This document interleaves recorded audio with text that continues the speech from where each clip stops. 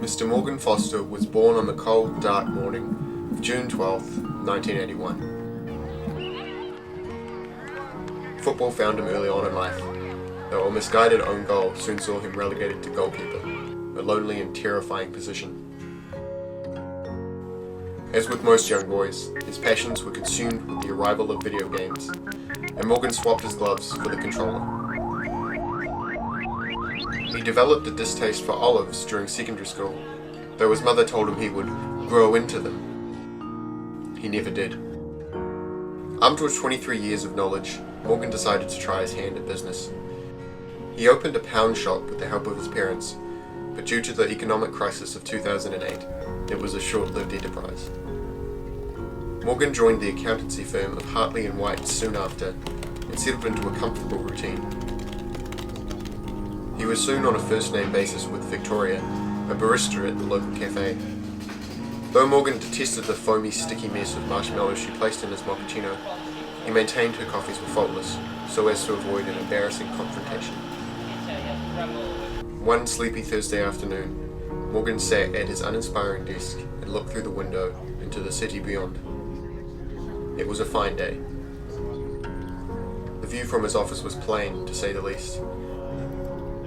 Today, as with most days, the most excitement in the area radiated from the pigeons that littered a large concrete wall opposite him.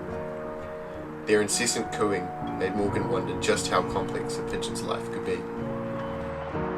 He imagined a world full of new scents, sights, and language, adventures filled with companions, and limitless flight. What must it feel like to be a pigeon?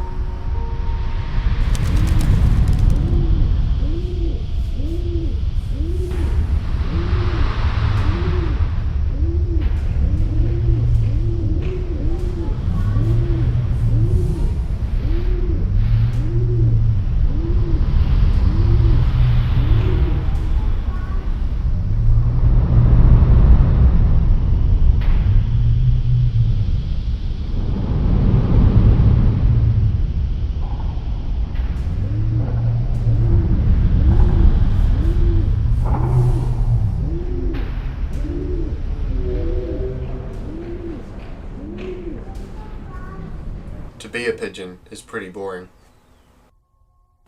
Morgan decided to cut his losses and head home early.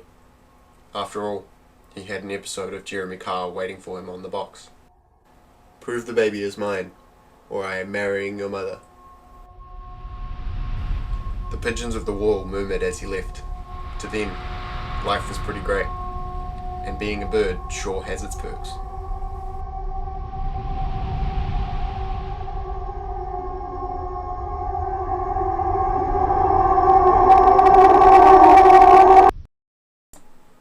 The DNA results show that Tyrone is not the baby's father.